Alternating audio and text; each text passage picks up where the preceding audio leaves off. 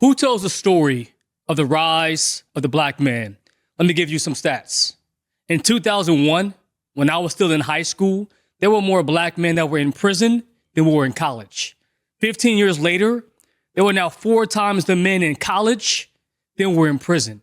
Almost 70% of black men are in the middle class. They're working, they're buying homes, they're building wealth, and they are raising the bar for the next generation. Who tells their story? Who celebrates them? Today, we do that on this podcast. Let's do it. With my brothers, Brother Mark, Yes. Brother Dev, Yes, sir. Brother Daryl. Yes, sir. This is the rise of the black man homeowner. Let's go. What's up, brothers? Love that. Get it. How you guys feeling, man? Great. Feeling blessed. Let's take a second. Brother Mark, take about 30 seconds or so and tell the world a little bit about who you are. Yeah, Mark May, born and raised in Compton, California. Went to school with Nick. You know, me and Nick go back to school, back to the Long old days. ways. We'll spare those details for this podcast, but, build a good relationship over time.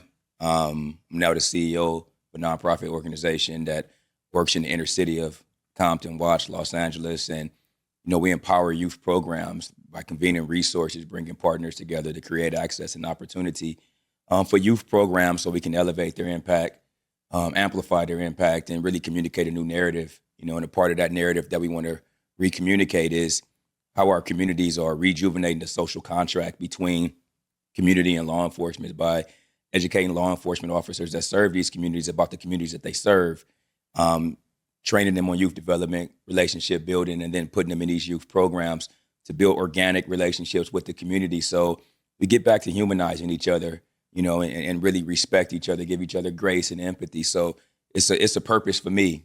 My life story leads up to what I do today, and just to be able to have the platform to serve, to be a leader, but to be a servant leader has been something that I've, just can't thank God enough for. So I'm answering the call. I'm here, and I'm thankful for you giving me this opportunity, my brother. Nah, brother, pleasure's mine, man. It truly is. Brother Dev, It was awesome. talk to us, man. Hey, Devin Terry, licensed realtor, California and in Nevada.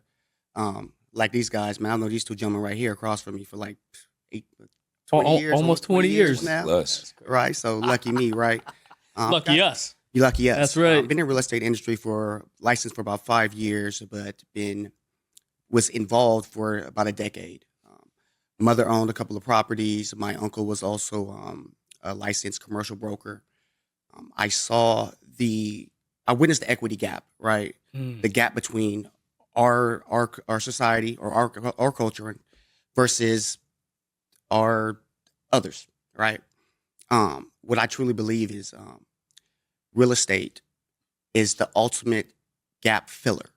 When you think about the wealth gap between, again, our community and others, for me, this is the one true tool that can bring us back, can really help build our community. And like me and Mark just talked about back in the day, we understand the impact that this has on families, the youth. It's going to be good. When it comes to, their ability to grow, to learn, to thrive, without homes, man, without a place to rest their head, that's impossible, as we've seen in our works. So, good conversation with great men. That's what's happening today. Let's go. The bar just getting raised up every time we go higher. All right, it's on you, Brother D. Man. Talk to us, man. Great intros already. That's right. Man, great. I just met these two gentlemen today. You guys are some great brothers. Nick, I've known you for years. Nick actually taught me about the real estate game at an early age, the investment part of it, That's right. Investment property and stuff like that. So I learned real estate on a different avenue with Nick, but then we became really tight and bonded through the years. So that was real good. My name is Daryl Jacobs, law enforcement, LAPD, detective supervisor for 19 years. I think wealth building and real estate, they correlate together. They have a relationship together. One goes with the other. I have an interesting story, with real estate and family and stuff like that. And it's really important that you leave a legacy behind to your family, to your kids. That was bestowed upon me when my mother passed away. That's how I got my property, my house, my keys.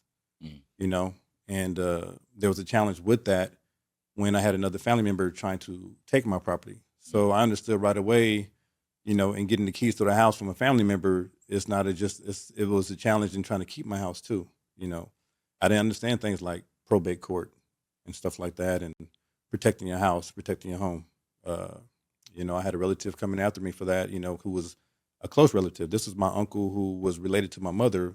When she passed away, he comes after me for my house, and it's kind of an interesting, standpoint where I had to stand my ground and keep my family member at a distance and protect my house, Yeah, we're going to jump into all that today. Yeah. Oh, that's good. I'm my mother's legacy. We all are somebody's right. legacy here, and I got to keep that legacy going. Oh, this is pretty fire. Okay, I love this. So I'll tell you why we're here today. Why I want you guys on the pod, because there is a gap in information and celebration when it comes to African American men, by and large. And so what happens, which kind of inspired this, was I had a conversation maybe about 2 weeks ago with somebody who I know who's very close to me, who's an unmarried African American brother and like 32 years old. And we were talking about buying a home and building wealth, and he kind of came across like it seemed so far-fetched. And when I realized this, he didn't grow up in it. He has no mentors around it. He has no inspiration around him to believe what's possible. And so many of us know that most people, we grow based on our learned behavior, what we see. What we see, we can become it. I know you guys all believe that. And so I wanted to take some time and just unpack why this is happening, how we can rewrite that narrative through your own stories. Yeah. And so what we all have in common, this podcast is a nation of homeowners. Our vision's pretty simple. We want to make Americans believe again that it's possible to build wealth, to own homes. And you guys are part of that story. So Brother Mark, let's start off with you. Actually, I'm gonna go Dev, because I think I helped Dev first. Actually, Sure did. I helped Dev first. So Dev, so first, give us a back story around when you became a homeowner. Well, first, why you decided to become a homeowner, and talk me through that process. Oh man, it's good. So actually, my mother was the reason I bought a home. All right, talk to us. I had a pretty decent job at that time, 25. Yeah. Making good money. And honestly, man, I wanted a fly apartment. I wanted all of that. My mother sat me down and said, "Baby, you need something that's going to benefit you later on," right? So I sat there for a minute. I thought about what she was saying. It became my journey. So 2008 was when I bought my first property. And like Nick said, he helped me with that. He was my lender. Walked me through the process. Even came in that hot day when we closed in that suit. But committed, right? But what I found, that sense of accomplishment that I had once those keys were dropped in my hands, the feeling like, wow, I own my own piece of property. What that reflects, what that means, right? And kind of like to your story, I didn't think it was possible. Wow. That's nothing I learned in my home. Granted, my mother influenced me. But when I think about my friends, the community I was in, the conversations that we're having, we don't talk about property. Yeah. We don't talk about equity. We don't talk about legacy, right? So I was fortunate enough to have a mother who saw a little further. I followed her lead, bought my house in 2008. You helped me with that. And that piece of property, that first piece of property, was able to help me springboard my future. Right now, I've invested properties in Vegas. My fiance, we have a house in Palm Springs, and we're looking to buy something next year. But without, again, friends like this, family members that help guide you and put you in that spot, without buying the first piece of property, none of this would have been possible. Woo! Yeah. That's that big talk right there. That's that thick talk. That's a word. So let's unpack that. So it was your mom who inspired you. Yes. You were 25. Yes. So you were a young man. I think he's the youngest person who bought his property. 25. Yeah. How old were you when you bought? You were in your 30s? Yeah, 30s. Oh, same thing too, about 30s? Yeah. So you're pretty young. All right, so one, mom inspired you. Number two, you recognize that when we grew up, this is not the kind of conversation that we have in our communities, right?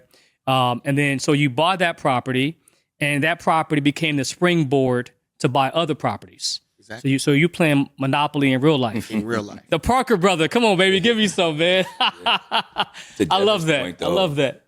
When you talk about those conversations, Yes, sir.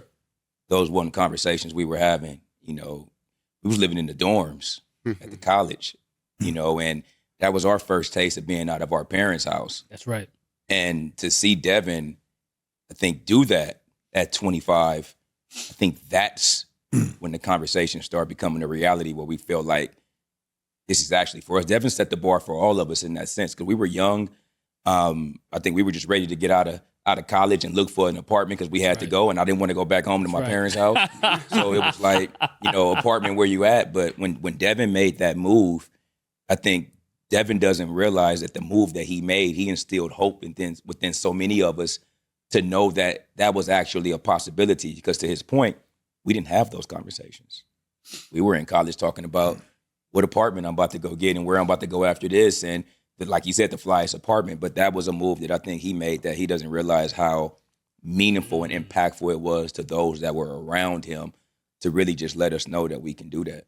I love that. Thank you. No, you're right, because it's a good segue to what I said earlier about the need to change the conversation 100%. and also to be around people who are actually doing it. Yeah. And so D, I think for you, brother, being so young, you probably were the first within that group Yeah.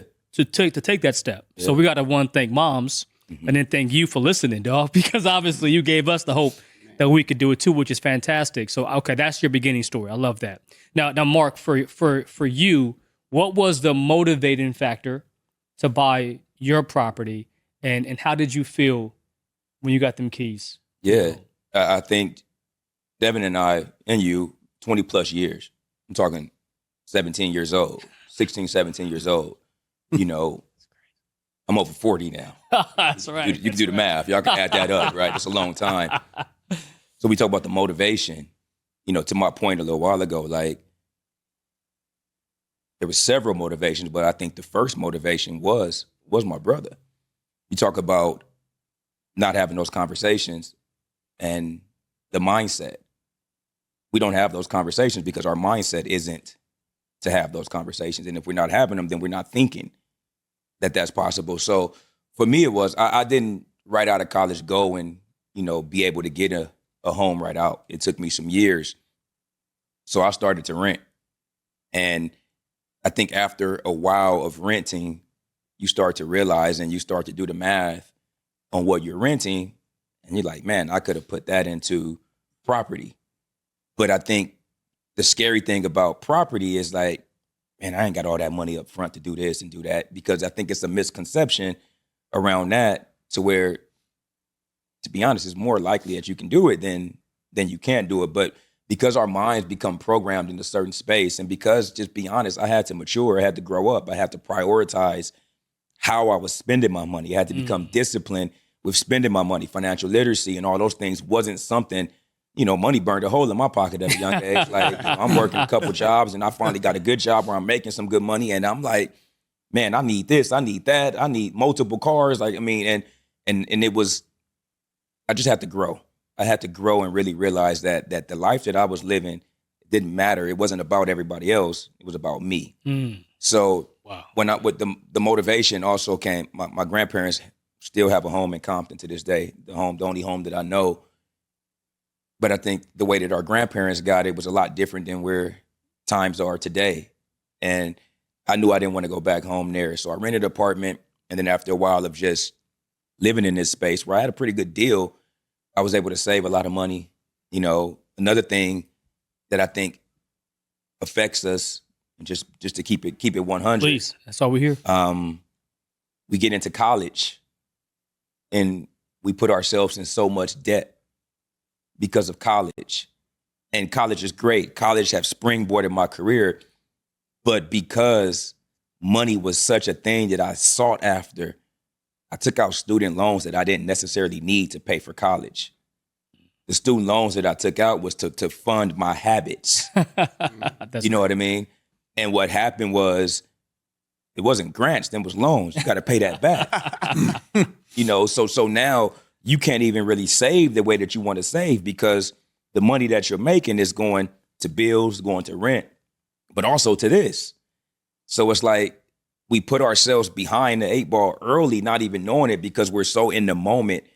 To your point, we're not having those conversations about the future. That's right. And if we can have those conversations about the future, we won't do the things that we did, but it's our learning experience. And I think that's just where I am now, to be able to educate the next brother that's coming up. But my motivation was just, I didn't want to rent forever, man. And I was giving away my money, and I wanted my money to make money for me. I love that. Wow. Yeah. That's good.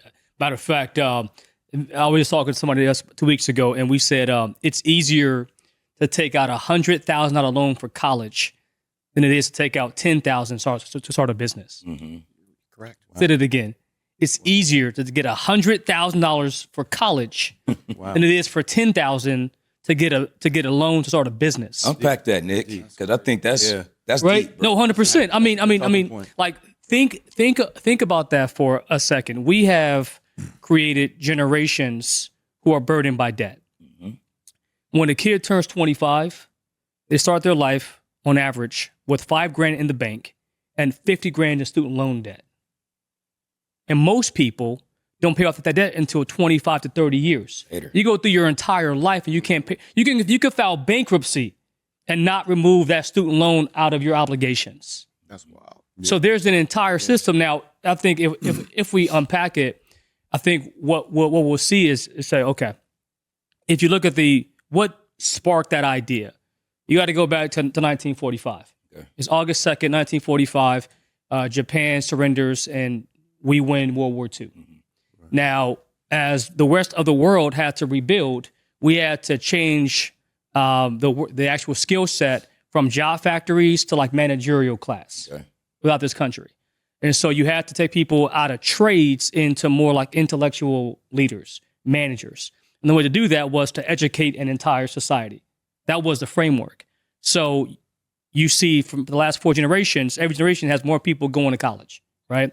What the promise has been, since that's happened, you've seen other nations rebuild. So now there's global competition for the workforce, not just Americans, but the entire world, India, China, Pakistan, all across the world. And so now I think it's time. So there was a time where it made sense. The promise was you can make that investment for education and you will have enough value in the workforce that will pay it back plus some. That was the promise.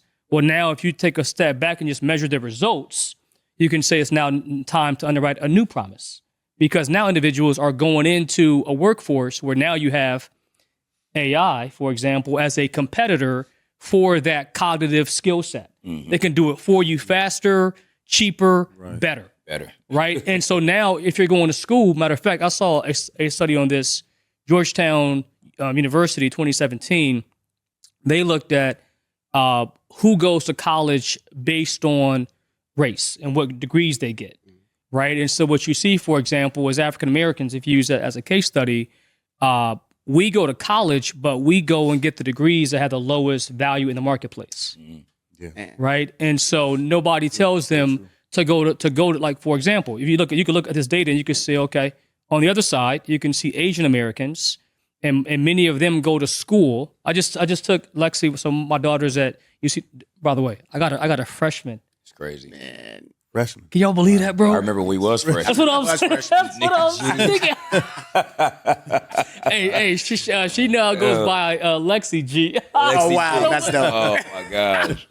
But no, so legacy, exactly. But it's so not that legacy, bro. This is a different legacy. No, but to bring this all home to like kind of this whole framework of needing to underwrite a new set of rules. Mm-hmm. So we go to her dorm room, and the individuals who come to help us are like, sophomores at the school, and it was 2 Asian girls, right? We just had the conversation, and one of them is going to go into engineering. Other one is going to go into like some like math, both STEM fields. So if you see, for example, Asian Americans, they go to college, but they have very specific degrees they go after. So they overrepresent in the STEM category. Mm-hmm. And we, for example, African Americans are more heavily involved in social services, right? And so that means that you go to school, and that school might so that becoming a teacher, mm-hmm. right? Becoming a principal, you might have to go get a ED to become a doctor. Mm-hmm. So you got to go to undergrad, you got to go get a PhD, you got to go get a graduate degree and a PhD. Mm-hmm. to get a job that might pay you 125 grand a year. If that. Yeah. Maybe 100,000. Your debt is more than what you're getting. 100%, right? And so the question becomes, it's not just college, but why and what's the motivation and what are you going to do? And so now I think it's time to underwrite a new set of norms in this country.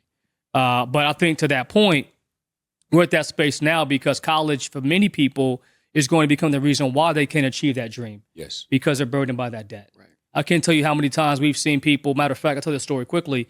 We had a property in Compton that we had as an investment property. We put the property on the market after it got renovated. Property's gorgeous. And we had the open house like a couple years ago. And a woman walks in with her Mercedes-Benz, her USC license plate, because she has her PhD, so she's Dr. So-and-so, right? And so she wants to buy the property. She loves it. So agent calls us, says they want to buy the property. She makes $150 a year, right? You think she can buy that property? It's like $500,000. She comes, provide documentation. She doesn't qualify. She makes $150, but she got a Benz. So $1,000 a month payment, which is the lease. Income ratio. It's the income ratio. Her student loans, $250, right? She can't qualify. And so she has a spouse going to this too, as like a lifetime partner. He's like a truck driver. And we say, why don't you include him on the loan with you? Increase your buying power. Nah, by myself. If I can't do it by myself, I don't want to do it. You would have a baby by this man.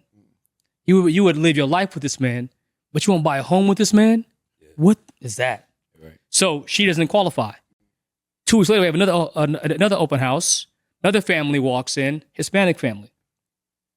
No college education, just like working people, like they just work in the workforce. One person makes 40 grand a year.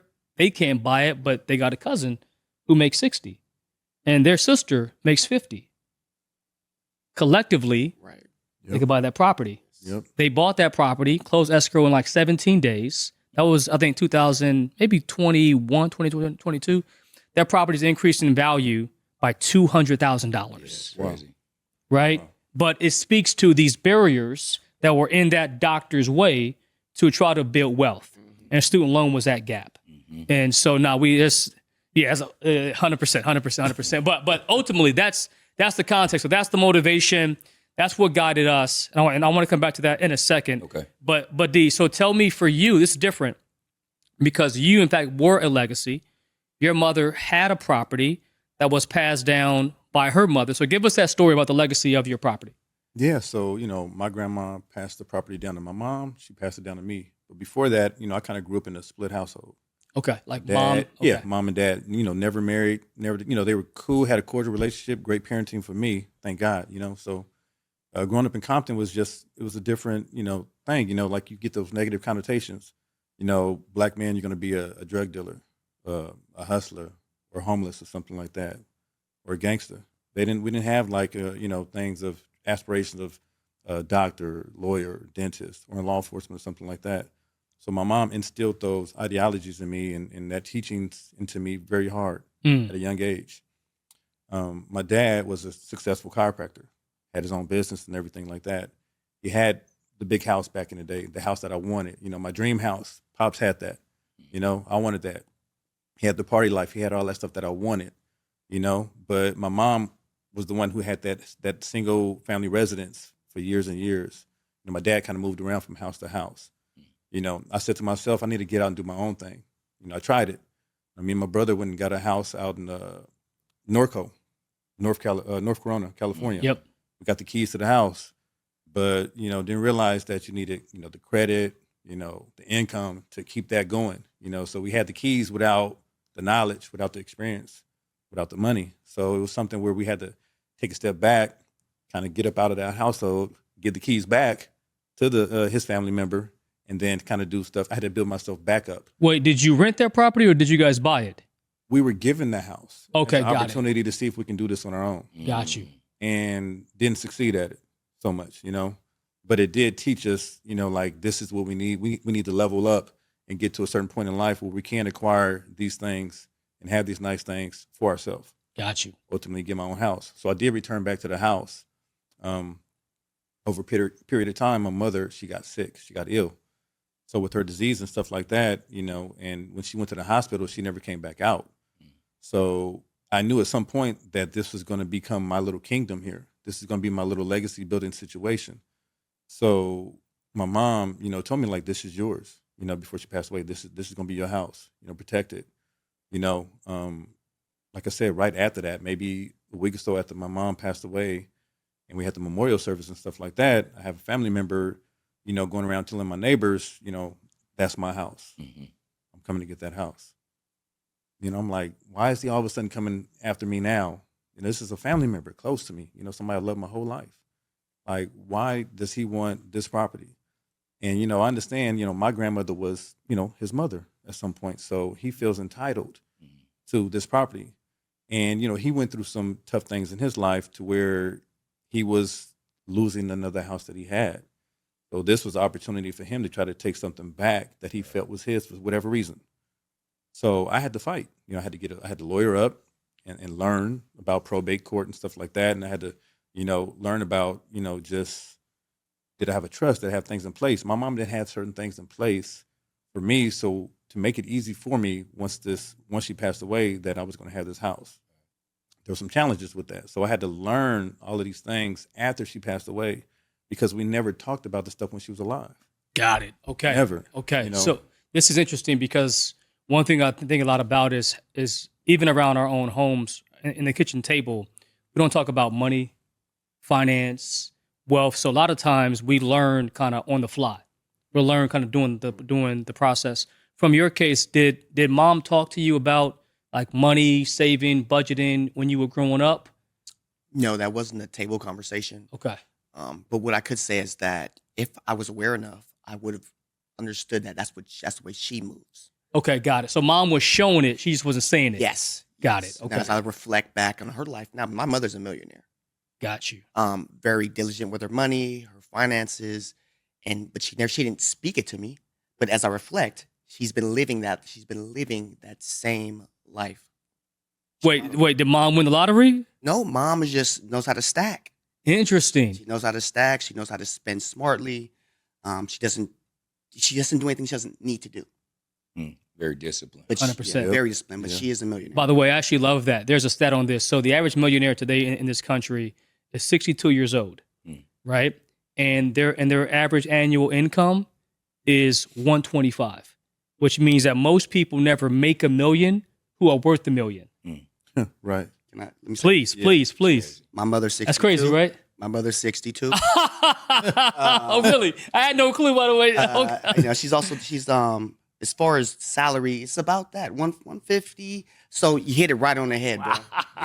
That's crazy. Right on the head. Wow. No, but I think, but that perhaps is the, a lot of times growing up, I thought the way to make $1 million was to make $1 million, to earn $1 million. To earn $1 million. I had to earn it in order to be worth that. To build up. 100%. And perhaps that is the secret that we're not given, right? And so what that means is if you think that and you're in the inner city and you believe that your options are limited, you're going for what? Ball player. Yes. Right? Because that's your way. You want the $1 million. That's your way to the short ticket, Yes. right? Yeah. And then you go back and say, wow, 'cause I saw a study on this like a month ago that 60% of NBA players after 5 years of retirement go bankrupt. NFL players, 78%. So they might touch $1 million, but then they have nothing 5 years after they retire. They don't know how to manage it. Right? And I think to his point, well, not to his point, but something that he said that sparks his idea in my head where my grandfather, so I was raised with my grandparents and my mother. Mother was a single mom, but my grandparents were really like the guardians of me and my sister. I remember my grandparents took us to Bank of America at a very young age and got us a savings account. And I think because my grandparents had migrated here from Birmingham, Alabama, my granddaddy, he literally left the family in Birmingham, came here with his brother, found work, sent back for the family. That's how my family came, been here in Compton. But my granddaddy has always just been working. He's been working. He's been trying to make sure that he can work to support his family. So in the midst of that, he did the right things to maintain that. But for us, the conversation wasn't about, investing money from a financial literacy standpoint, but saving money. But he wasn't making nothing off the savings account that Bank of America gave us, right? So, but we knew how to save. Got you. But the real conversation in financial literacy and how to really make your money make money is learning how to invest, learning how to take that money and put it in different things, because a regular savings account isn't going to do it for you. So the discipline is there in terms of learning how to save. But if I'm saving $100 a month, by the end of 12 months, that $100 is only made me a couple cents on the dollar. Like, you know what I'm saying? So, the mindset was kind of there and to learn how to save, but that wasn't really what was going to stack the money for us, right? So those conversations aren't being had. By the way, so was your grandfather, was that like the father figure in your life, would you say? 100%. What did he mean to you? Oh, everything. Still to this day, man, 86-year-old man. Everything that I know as a man is from that man. You know, how to take care of my family, how to take care of myself.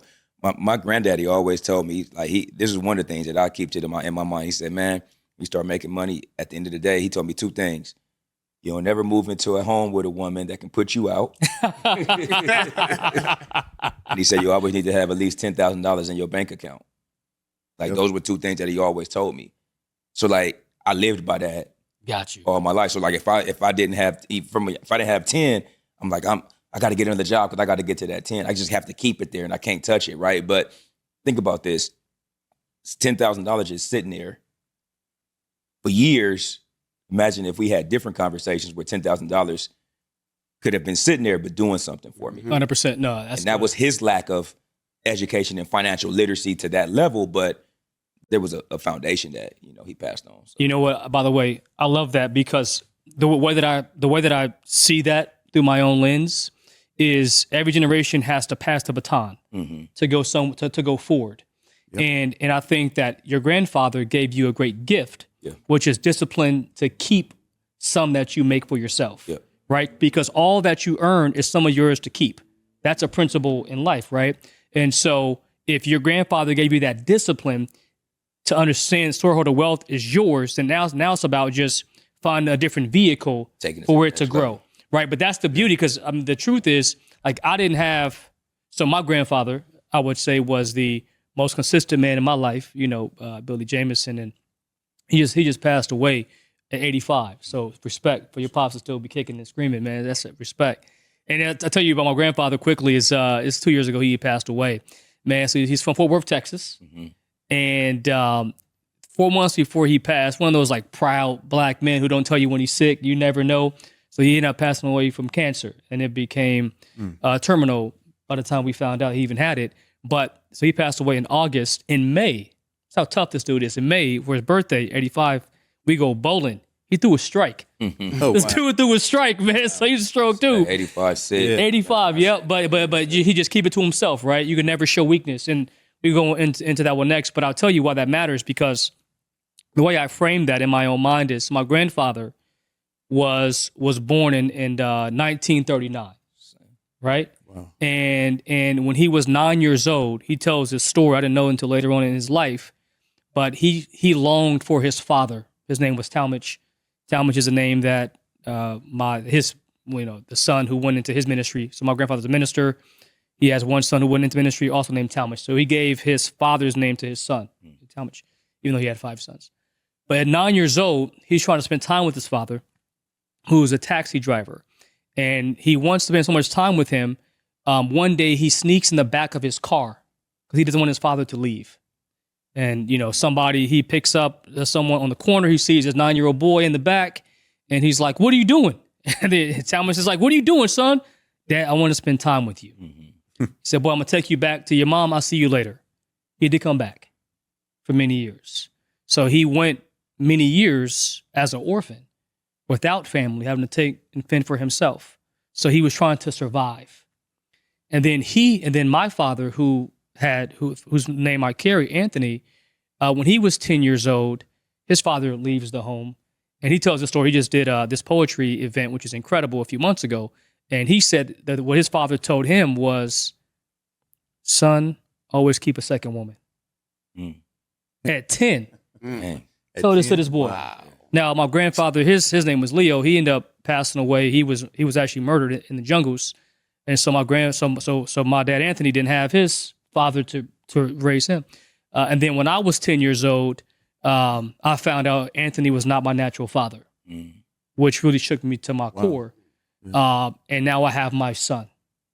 And so I give you that story to say that for me, my objective is to end this 100-year curse of a man not being able to be raised by another man, which is really important for me. Yes. Yeah. And so for you, your grandfather gave you a gift, that discipline, right? Because now that you have that discipline, now it's about just adding on top of that with information to redirect that capital into another outlet. 100%. But I want to talk about perhaps the role of men raising men, because if we just stay on this African American, well, even just at large, let me give you some more context. So America has the lowest two-parent household rate of any nation in the world. We're last place. Wow. 64% of babies are being raised in a two-parent household. If you're in China, 96%. Nigeria, 97%. India, 95%. It's very common that when you have a child, it's raised by a mother and a father, because they both have very important gifts to give to their child. And in the Black community, it's, I think out of every 100 babies, 70 or so have no father in their home. So what do you guys think about, let's unpack that for a second. That's pretty heavy stuff, right? That's pretty crazy. Absolutely. And I know a lot of you do that working with young boys. Yeah. What do you guys see? Well, D, I'll go with you first, D, because you're in law enforcement. What do you see is missing with the role of the father in the home and why it's so important? Role of father in the home. Deep. A lot of things. It's heavy, bro. I told you we're gonna go deep today, dog.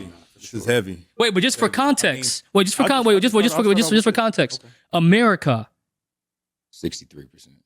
it's not even like a Black issue. Yeah. This is an American crisis. Yeah. Babies being born without a father in the home. You said 63? Yeah. Yeah.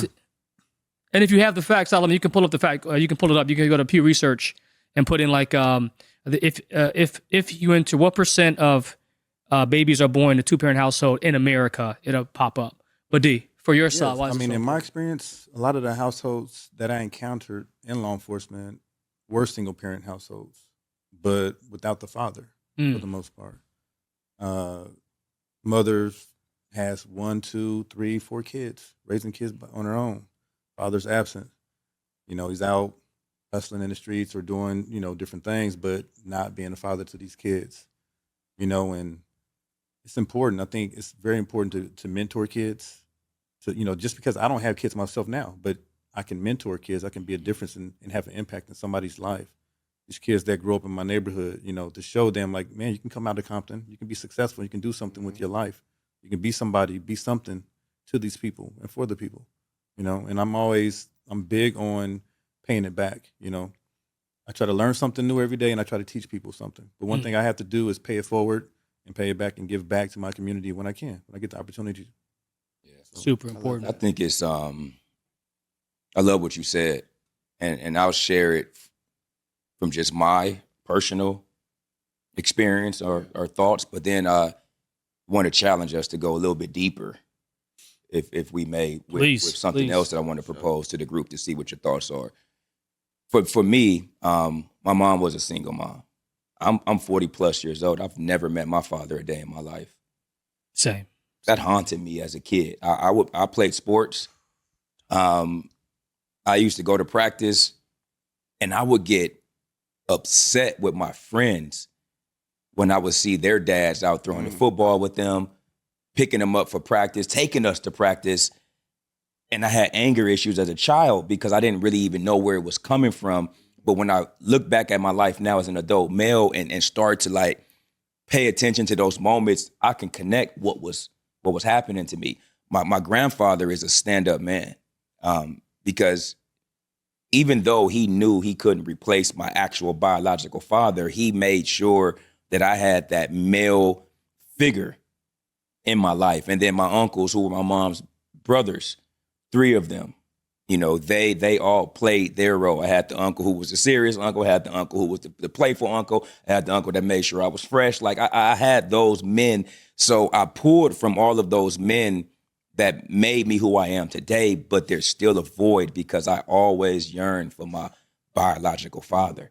So fast forward to me now and why I feel like the role of the man, of the black man specifically is so important is because when you look at young men and you look at the lack of guidance or you look at the way that they think, like sometimes you just can't really understand because if you've never been in that seat, you don't really know how to relate to that.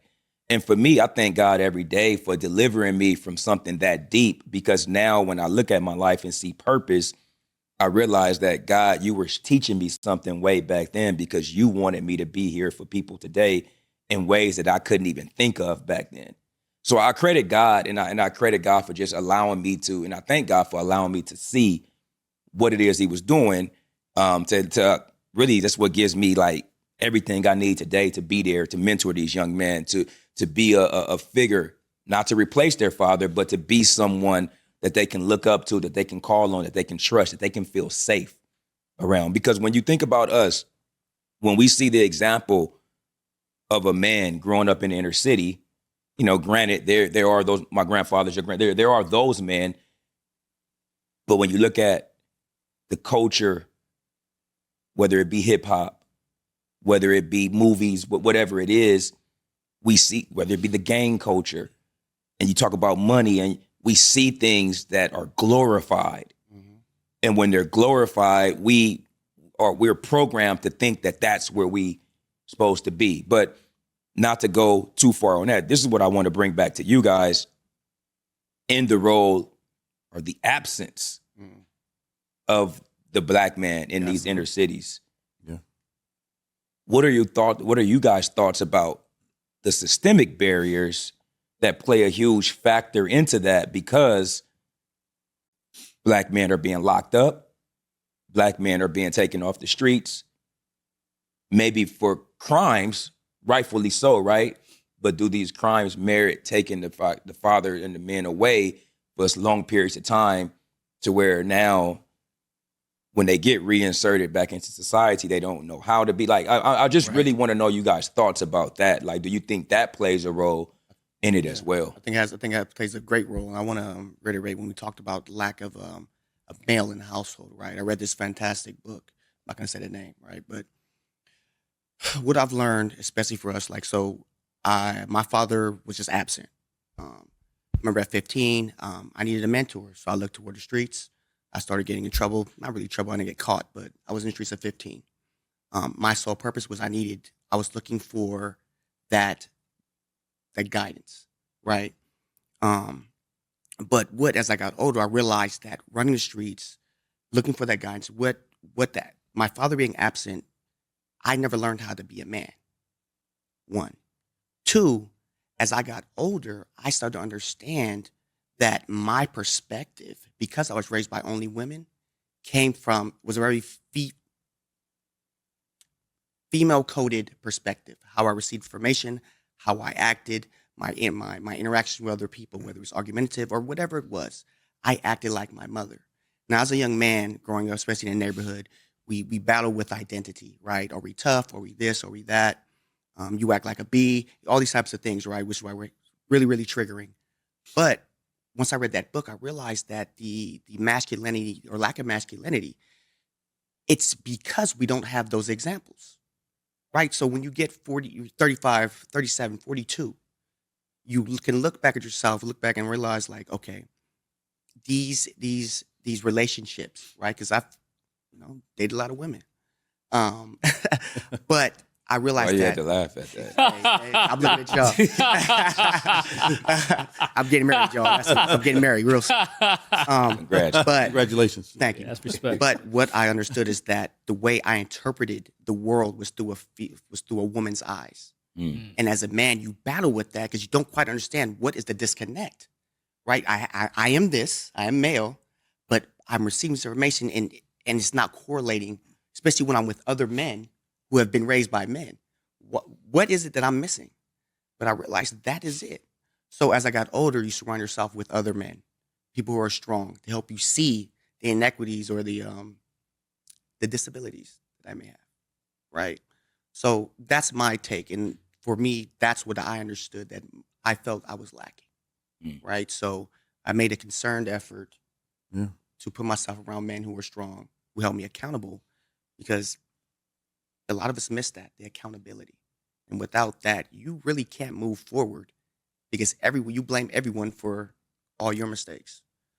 So, yeah, that's my take on it. That's good. I love that. Yeah. I love that. How about you, D? I mean, you obviously are Yeah. dealing with criminals and crime in the system. And Mark asked about these barriers that he believes might be limitations that create these outcomes that we see today.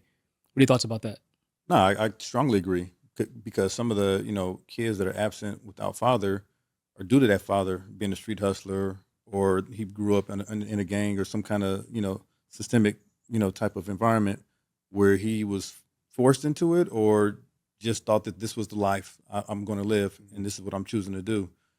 And you get caught up in it. You do a crime, you do the time. Some people are doing things until they get caught. They might have a good run at it, but eventually you may get caught, and you may do 5 years, 10 years. You may do life. Some of these kids, aren't ever going to see their family members again, their fathers again. Or, at birth, fathers are leaving households, because that's not the life that they wanted. The minute that the woman sounds pregnant, they're gone. They're out the house. I've gone to these residences, these homes, where these mothers have told me that kind of story, And growing up in my own neighborhood in Compton, there were struggles too around there. I saw people struggle. I didn't struggle a lot myself because my mom had a career, my dad had a career, but I saw people in my neighborhood who struggled from that, I started tutoring kids at an early age who came from single mother families and stuff like that. I was making $5 here, $10 here, kind of like my first little taste of money, but I was helping these kids who didn't have a father in their household to teach them different things, sports, expose them to different things and stuff like that, He talked about, participating in youth stuff and guiding these kids and, our future, generations here, like with sports and different things. I was part of a organization called ICI, Inner City Industries, where you had these kids at high school, at Centennial High School, who everybody wanted to be a ball player or a rapper or something like that. But, it's like, what about being a producer or a writer or something like that? You don't have to be a writer. You can be in the background of it. You can make money as a musician, but as a writer, a director, producer, different things. You can, write a book. You can write a movie. You can do different things. You don't have to just put all your life into being an athlete and being a big-time actor or something like that. There are other options. That program provided different avenues for people to see. They take them to a studio. We exposing them different things besides stuff that occurred on the football field or a basketball court and things of that nature. Like my dad, although we had a separate household, he had a strong, impact on me. My dad had everything, great success, made a lot of money. I used to get whatever I wanted from my dad. Hey, Pops, let me get this. Take me to the mall, see something I want. He'd get it. But it came to a point where he's like, I'm not going to always give you, what you want. You're going to have to eventually earn, what you're going to, what you want at some point. He gave me my first tax-paying job at the chiropractic clinic, Wow. Nick, can I, real quick before you move on, Yeah. can I just say one quick, please, tidbit please. To kind of just bring this Yeah, back home? So appreciate, you guys. And I proposed that question just to kind of get you guys' thoughts. Right, and I do want to comment on it too. Yeah. I think that's a part of it. Yeah. My theory and the way I think is like, and I've been doing this a lot where, there's this or that, right? Where I kind of like rephrase where it doesn't have to be a this or that. It can be a this and that.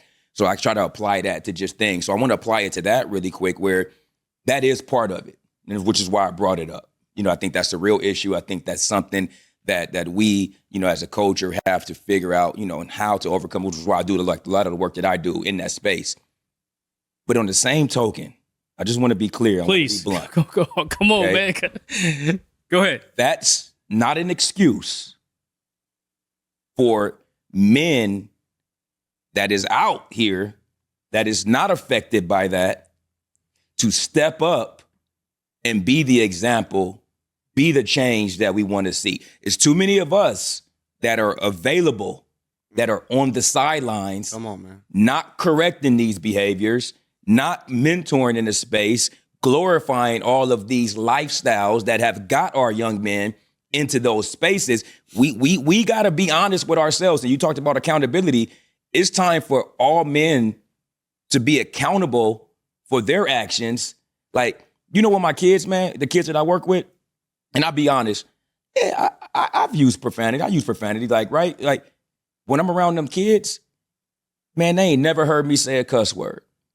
And they'll slip up and say it around me and be like, oh, my bad, coach. But to go around somebody else and just go off with it because that person hasn't set an example for them to know that that's not right. See, we have to put ourselves and look at ourselves in the mirror and say, I'm not teaching y'all to do all these things, but what am I doing? How am I living my life? What kind of example am I setting to make young men look at me and say that's the way I should go? So I just want to throw that out there too, where that's the thing, but we have a responsibility as men, bro, to step up to the plate, bro.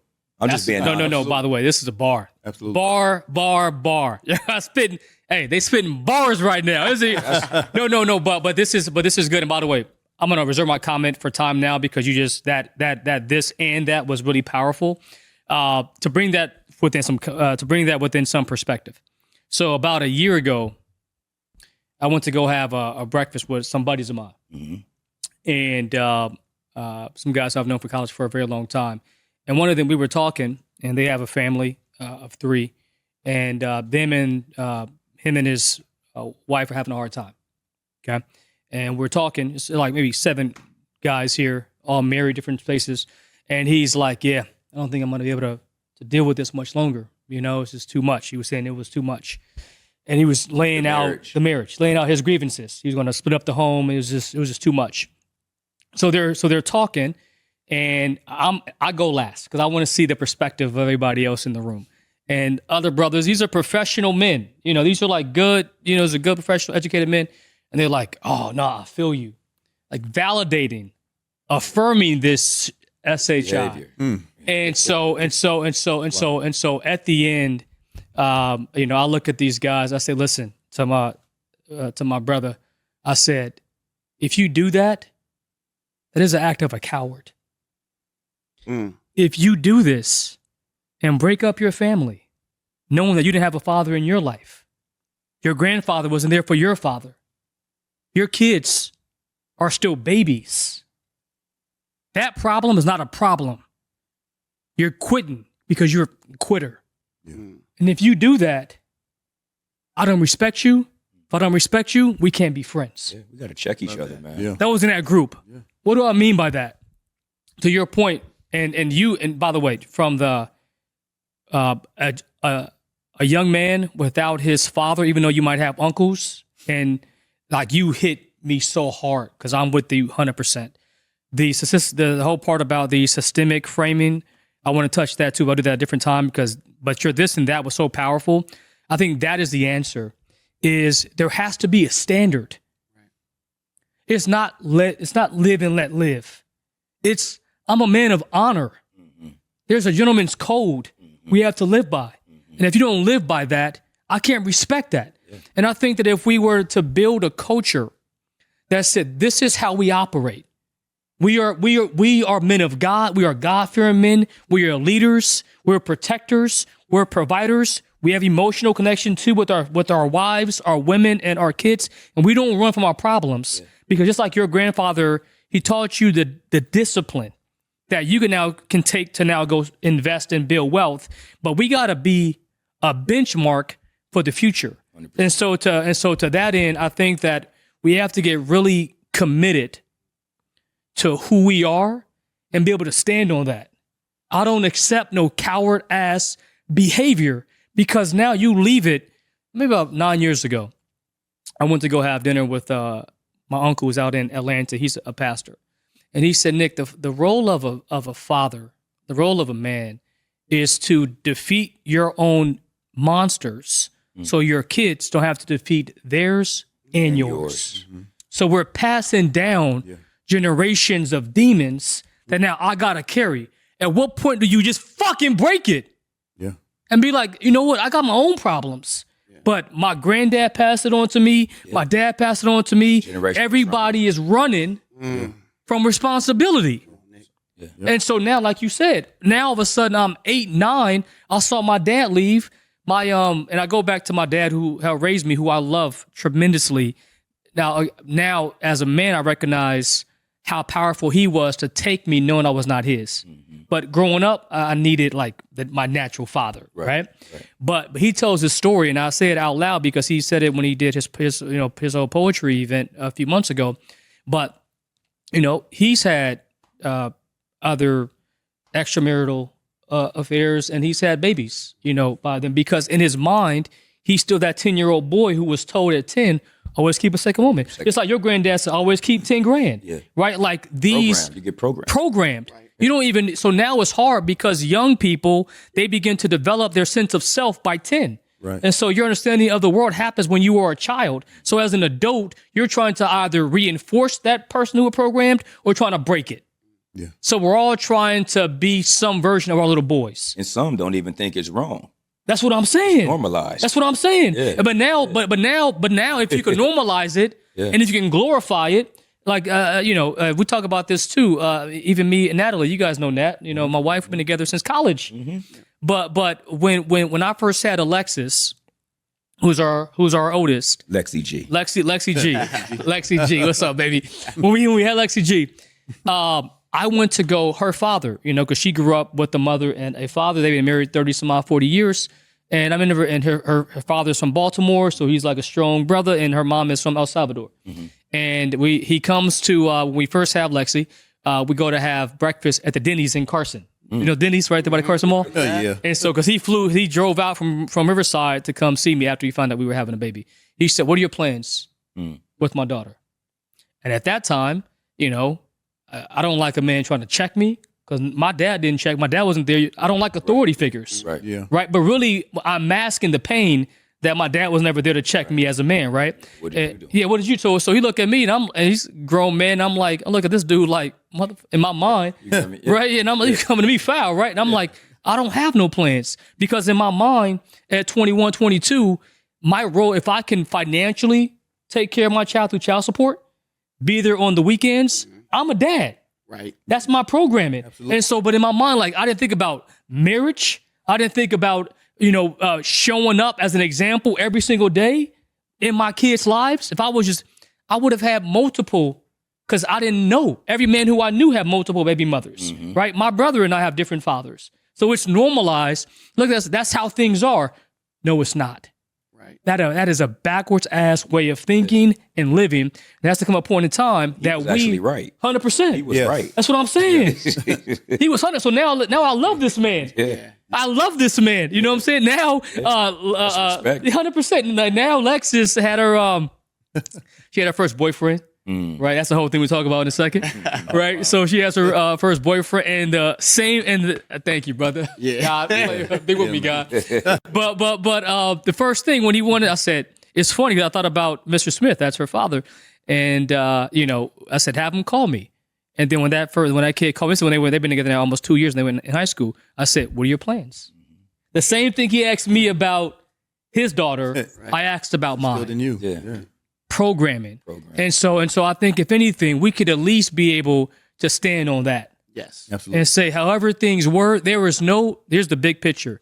There is no system big enough to stop me from being in my daughter's life. Nothing exists. And the reality is, to your point, just bring this back home, there are 48 million black people in this country.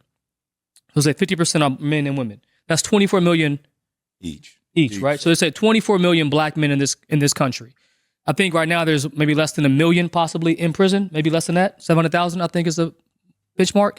And I think maybe 30% of black men, let's say that might be a high number, are probably going to at one point go to jail in some way, right? So 70% of black men, 20 million, that's about 15 million black men who will never see a handcuff. What's your excuse? Right. No excuse. No excuse. So we're talking about the minority of men, not the majority of men, but we glorify that like that shit is normal for all black men. And it's not. And so propaganda. And so now to that end, we can have a whole podcast on that by itself. Yeah. But I think the punchline is this: it's time to be men. It's time to be responsible. Yes. It's time to be who we always wanted as babies, as young boys, whether it be as mentors or as fathers. Because no kids yet. No kids yet. But it's coming. I know it's coming for you. Yeah. It gotta come, dog. Are you kidding me? 100%. I got 300, 400 plus. That's what I'm saying, right? And so, but I love the fact that you all are taking what you experienced as young men, and now you're giving that into your young boys. 100%. I think it's a blessing. I want to pivot for that was strong, by the way. That's gonna go good. Oh, that's Very good. Nah. One of the things that I want to pivot on, and we got a few minutes left, is why is it so important for African American men to focus on building wealth and leaving legacy? I'll go with you first. I think it's important based on just a lot of the conversation that we just had, breaking those curses, breaking those generational curses, and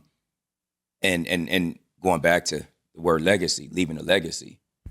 If we don't, and if it's not of a sense of importance now, then I think there'll be somebody else here 10, 15 years from now having the same conversation. And I don't think that's where we want to be. I don't think that's what we want to do. We want the conversation to be different 10 to 15 years from now. So it's so important for us now to do our part to make sure that the conversation is different 10 to 15 years from now. When you talk about generations, you need at least 10 years to break a generation. So yeah. Granted, for us, the seeds that we plant now, the fruits of our labor, 10 years from now, we'll start to see it. We might see one-offs here or there, but 10 years from now, we should be able to tell a different story. And we got to start it.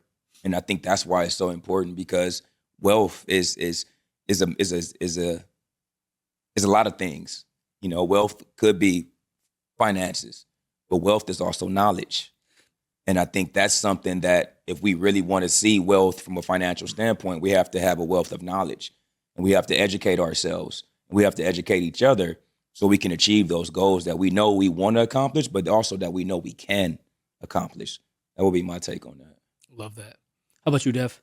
Man, that was well said, bro. Yeah, very well. Yeah, that's spoken. powerful. So for one, let's just be frank about this. No one's coming to save us. And I've watched when it comes to real estate and understanding that that's the only way we're going to be able to play catch up if we can. So passing wealth also enables your kids to live a life that we've all imagined, that we usually want for ourselves, right? We've imagined for it. And it gives them a fighting chance, because the world is not fair. As we see in literally this year's time frame, the world is not fair. And resources, we need resources. You can have great parents, you can have a great community, but without resources, there's only so much you can actually do. So that's my take on it, man. I love that. Wow. And then D, how about for you? Oh man, hearing all this good stuff today, man. Almost 3 kings here. Seriously. Four you guys- kings. That's 4, exactly. Thank you, That's thank right. you, thank you. That's right. Yes, sir. This has been great, man. To me, man, wealth is just so much. Like you said, I mean, wealth is time. Wealth is patience.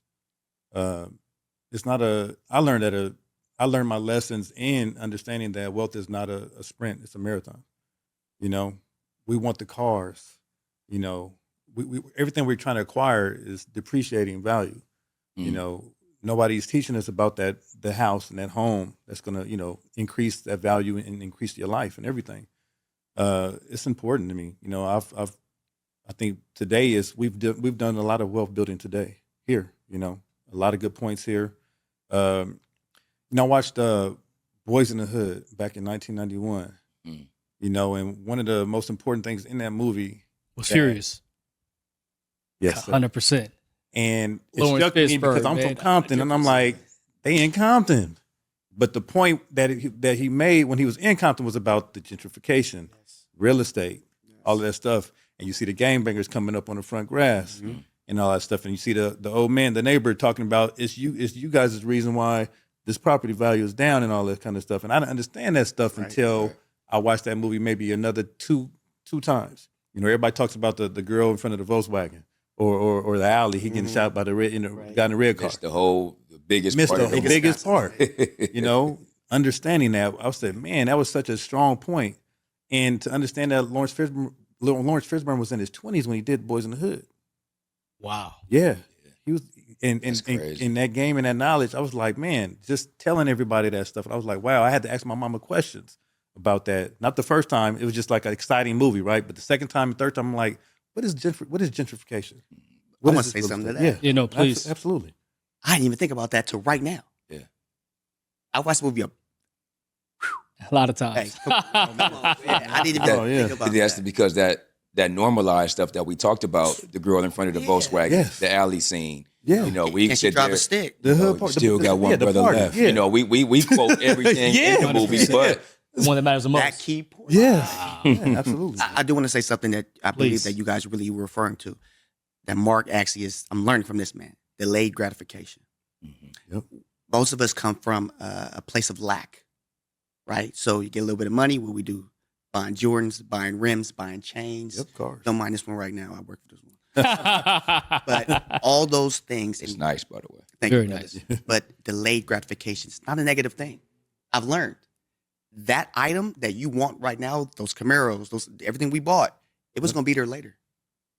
We need to learn how to make our money work for ourselves, just like you said, brother. Yeah. But yeah, that's where I'm at with this one, man. I love that. By the way, there's a class on this called behavioral economics. When people have a lack and as soon as they get some money, what they're buying is self-esteem.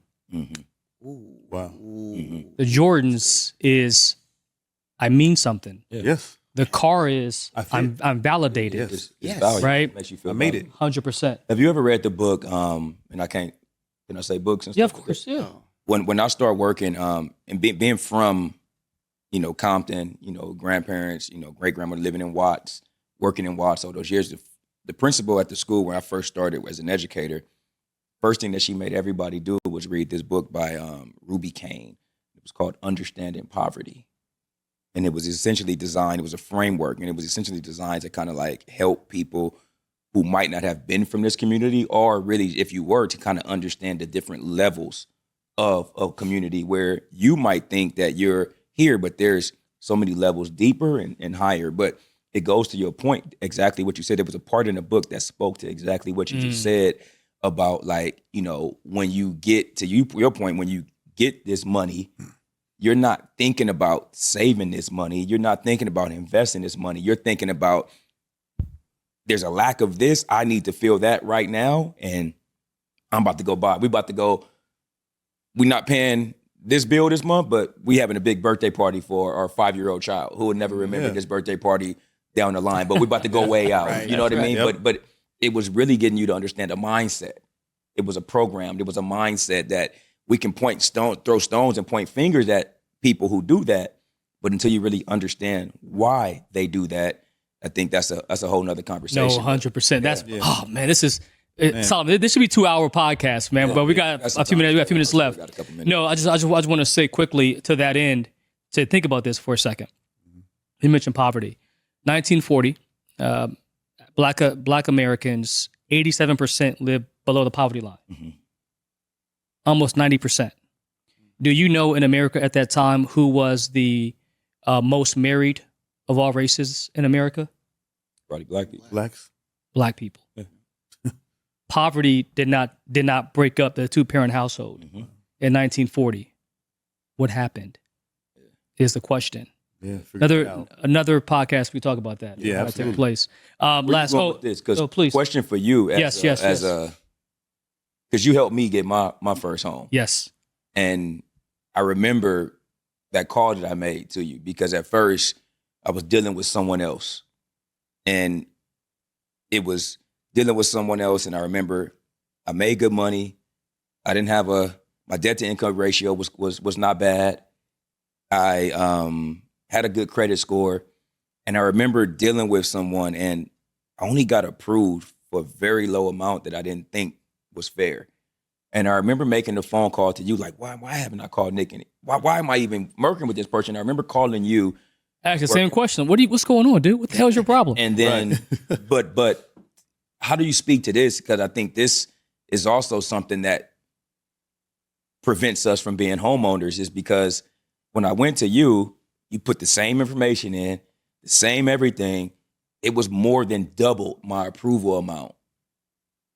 for the same information, same everything, where there it was double. I mean, it was less than like that plays a part in. No, 100%, homeownership too. 100%. No, that's a fact.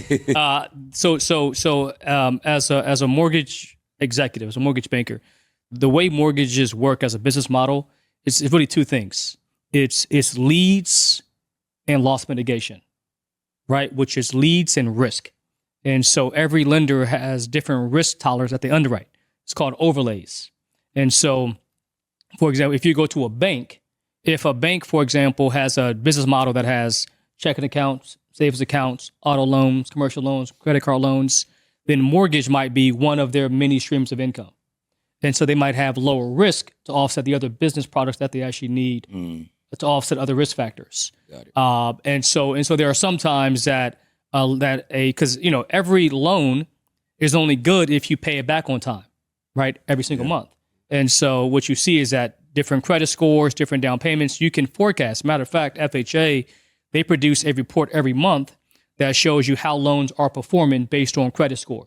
So you can see, for example, if you have a credit score of 640 versus somebody who's, say, 720, we know that a 640 is like 5 times likely to default on their payment than somebody over 720. Right. So you have to underwrite that risk for what, after the loan closes, What that risk could be. what that risk is, right? And so there's a factor in that space too. But I also think too, what it probably comes down to is with, let's say, our company, even with you and I, was this. It also means something to have somebody who's fighting on your behalf, who's That's fighting where I was for going you. with it. That's maybe the biggest thing, because ultimately you can look at that, and perhaps we did this a few days ago. There's somebody whose income was like a car stipend, for example, because they have a job that also pays them an allowance for like their car, right? Or for housing. And sometimes that income, you have to fight for the income to increase the buying power. And so if somebody just sees, Daryl, and you're a number, is plugging in the system, that income is kind of question mark. We can't use this. That reduces your buying power, so you can't buy a home, so you can't build wealth. Versus somebody else who's like, no. Like, that's my brother. That's my God. This is my man. Yeah. Can we fight for that income? Right. And so now the question for me is, how do I build a company across the country that fights Right. for their client? I love that. Yep. That's what we do, Wonderful. the nation of homeowners. And so I think that's a big thing too, for sure. That could be the reason why 100%. decline in. 100%. A lot of that stuff plays a factor. And no, it's unique because, our company that we had when we did the loan was under Legacy Home Loans. And just for time, Solomon, what time is it right now, brother? 12:10. Oh, stop. Okay. good. Okay. Copy.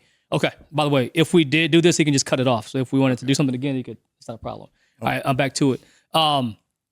When we had our company at Legacy, maybe the biggest gift for me. So all the loans that we did for you, my purple jacket was at Legacy. When we did yours, your refinance, we did your purchase, it was all under that company. So Legacy Home Loans, in 2018, I'm at another company as a branch manager, and Ben Slayton, who was the founder of Legacy Home Loans. Ben is now in his early 80s. Ben was the first African-American realtor in America in 1964, the first one to do it. So he had a vision in 2018 that he wanted to build America's African-American mortgage company. And he came to meet with me, and he wrote down his vision on a yellow notepad on how he was going to do it. He said, what I'm missing is a partner. And that partner is you. So I prayed about it and what have you. So, okay, let's do this. So we took a company that had one office in Culver City, Regis location, like 4 loan officers. And within 5 years, it was the largest African-American mortgage company in the country. And I became the president of that company. But one thing that I learned from that was, so we had 80% of our loans went to African-American people, right? So by number of loans, by percentage, it was the largest in the country, right? But you realize that in order to achieve scale, it was difficult because we had those risk factors, right? Lower loan to values, lower credit scores, lower down payments. And so, for example, African Americans, if you look at it as a economic framework, we're less likely to have family to help us. We're normally the most successful in our families. So there's no network there. There's no parents giving us a gift to buy our actual home, right? We might go to college and we have student loan. If we miss one payment, dings a credit score. So all these factors affect the loan. And what I thought about that, we maybe did like 3,000 transactions, but in the grand scheme of mortgage companies, that was very tiny. They do 3,000 a day. Mm-hmm. We're doing that, a year per se. But it made me think about something. And that was, if we want to solve this problem really at scale, I have to not just build the biggest black company, I have to build the biggest company. The biggest company. Because now our competitors, for example, I won't say these names, but they might be doing 16,000 loans for African Americans, but they do 300,000 loans in total. So that's only 8% of their business, right? So just forget race for a second. If you look at an African American family, let's say as a 660 credit score, a 3% down payment, well, that person's ability to default is probably going to be higher than somebody who put down 20%, 800 FICO score, 30% debt to income ratio. But if you mix it all together, that total business model has lower risk. Lower risk. You got me? If my business is solely that business, I have higher risk, right? Which means every loan that 100%, 100%, which made us decide, okay, for now, so I'm going to take this new company, Nation of Homeowners, and we have to build just a large company that can solve a large American problem. That is right now, who fights for the everyday family? Who gives them hope? Who gives them belief? Right now in this country, 63% of Americans believe no matter how hard I work, I can't own a home. That's 28 million families who are giving up on that American dream. What if we can build a media company that could empower them to hope, to plan, and to save? And so when rates come down, if we increase inventory and more homes are now on the market, it drops down the purchase price.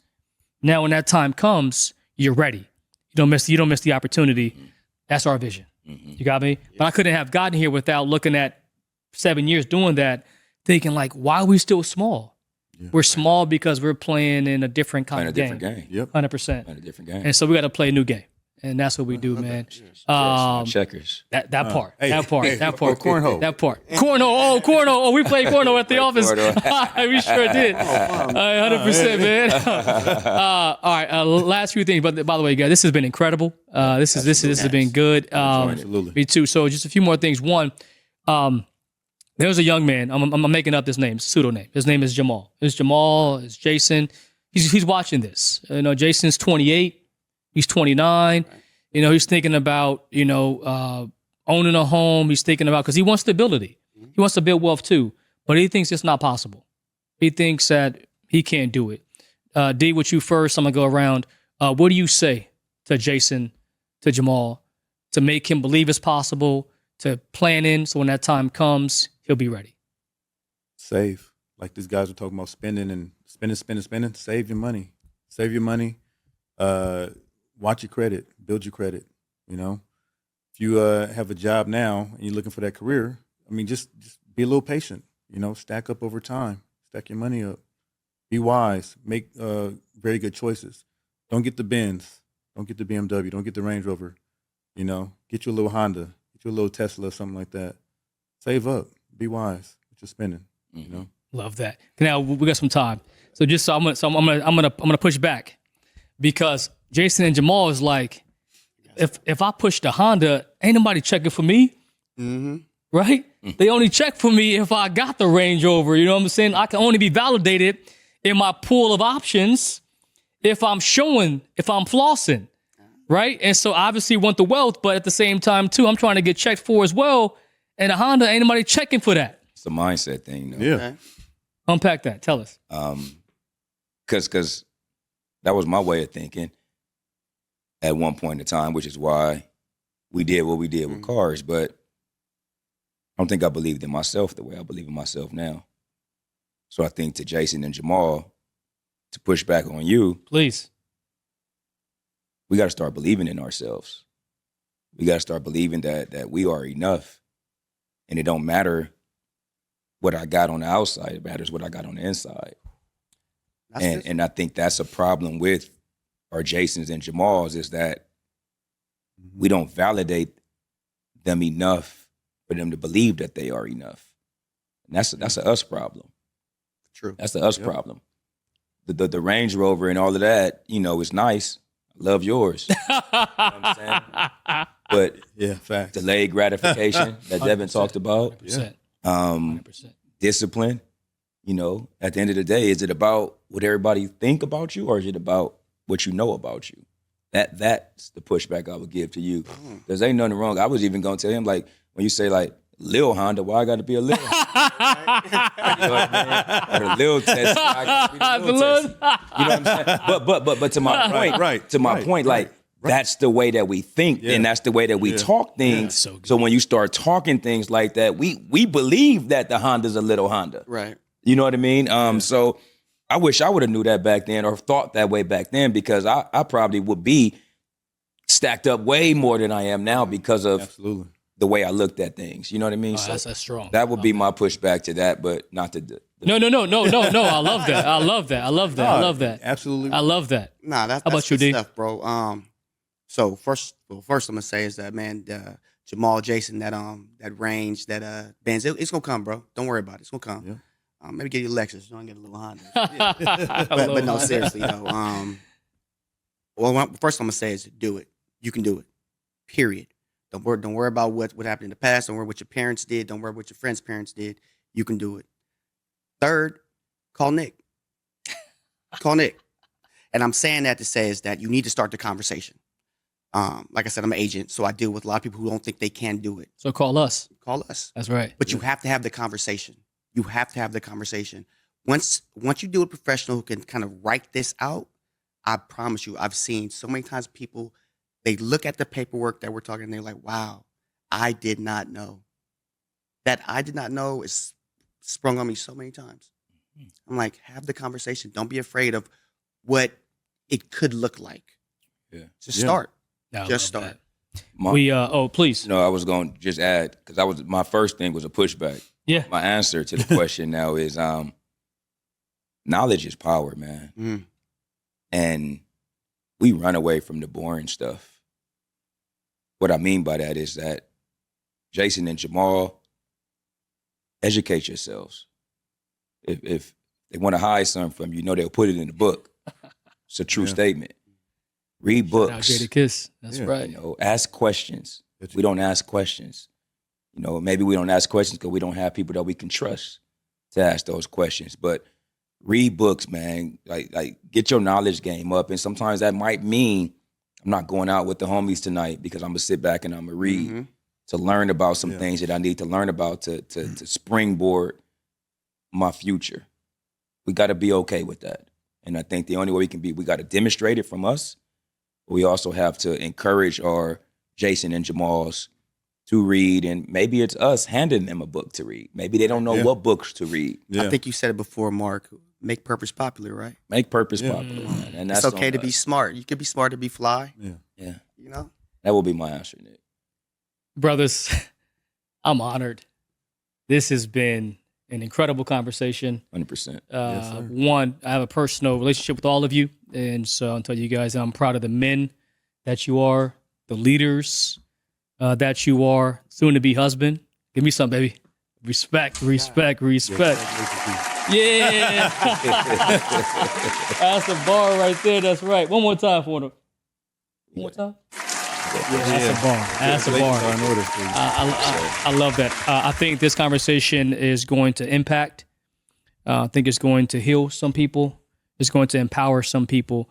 But I love you guys. And love you more, I'm really proud of the work you guys are doing. Yeah, thank you. It's incredible work. Listen, to the world, we coming. How about we here? We here. Yep. We're learning. Yep. We're healing. We're being empowered. We're being strong. We're being compassionate. We're being committed. We're being disciplined. We're being educated. We're building wealth. And we are owning homes. This is a story of the rise of the Black man homeowner, building wealth and leaving legacy. And get ready. We are just getting started. Let's go.